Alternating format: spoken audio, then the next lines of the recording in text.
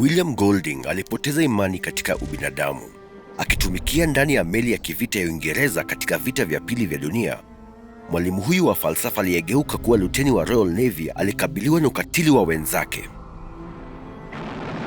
Na aliporudi Uingereza kupata nguvu kubwa ya vita ya kutishiana na uharibifu wa nyuklia, alilazimishwa kuhoji mizizi ya asili ya mwanadamu. Muziki huu ya kutokuwa na uwezo wa vurugu ungehamasisha riwaya yake ya kwanza na maarufu Lord of the Flies. Baada ya kukataliwa na wachapishaji 21, riwaya hiyo ilichapishwa hatimaye mnamo 1954. Inachukua kichwa chake kutoka kwa Beelzebub, pepo anayehusishwa na kiburi na vita, mada mbili zilizosana katika moyo wa kitabu cha Golding. Riwaya ile ilikuwa mzaha mbaya wa hadithi ya kawaida ya kisiwa cha tukio, ya aina maarufu ambapo wavulana wachanga huvunjikiwa na meli katika maeneo ya kigeni. Wahusika wana uwezo wa kujua maumbile huku wakikwepa hatari za mazingira yao mapya. Aina hiyo pia ilithibitisha hadithi ya wakoloni yenye shida inayopatikana katika kazi nyingi ya Uingereza wakati huo, ambayo wavulana hufundisha wenyeji wa kisiwa hicho maadili yao ya Uingereza. Dhihaka ya Golding hata inakwenda mbali kutumia wazi mpangilio na majina ya tabia kutoka kwa R.M. Ballantyne's Coral Island, moja ya riwaya za kupendeza za kisiwa. Lakini wakati kitabu cha Ballantyne kiliahidi wasomaji furaha, faida na burudani isiyo na mipaka, Golding alikuwa na mambo ya giza. Lord of the Flies inaanza na wavulana tayari katika kisiwa hicho, lakini vidokezo vinaonyesha safari yao ya kutisha.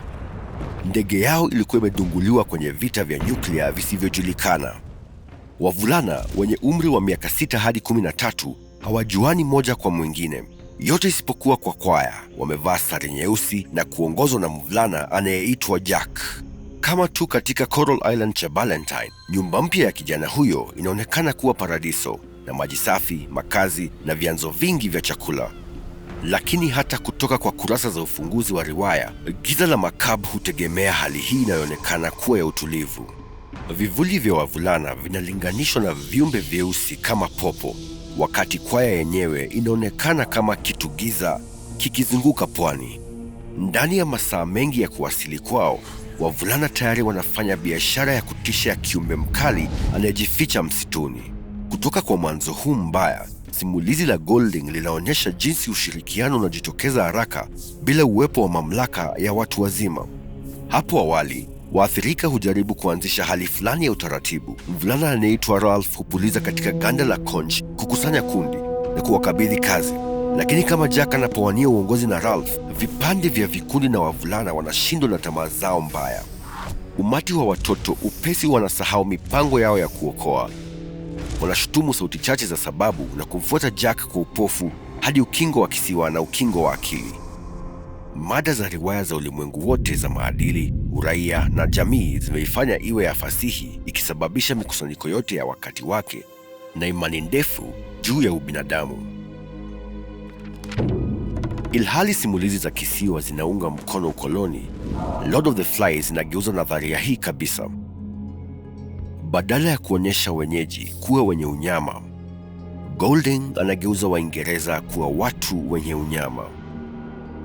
Na wakati wavulana wanapigana vita vyao wenyewe kwenye kisiwa hicho, vita vya uharibifu zaidi ambavyo viliwaleta huko vinaendelea kwenye ukurasa. Hata kama wavulana wangeokolewa, wangerudi kwenye ulimwengu wa aina gani? Pamoja na marejeleo machache sana ya kushikilia wahusika katika sehemu fulani au kipindi, riwaya huhisi kuwa isiyo na wakati. Uchunguzi wa maumbile ya mwanadamu wa wazi kabisa. Na ingawa sio wote wanaweza kukubaliana na maoni mabaya ya Golding, Lord of the Flies ni yenye wasiwasi wa kutosha hata kwa mwenye matumaini zaidi. Je, uko tayari kuendelea kujifunza?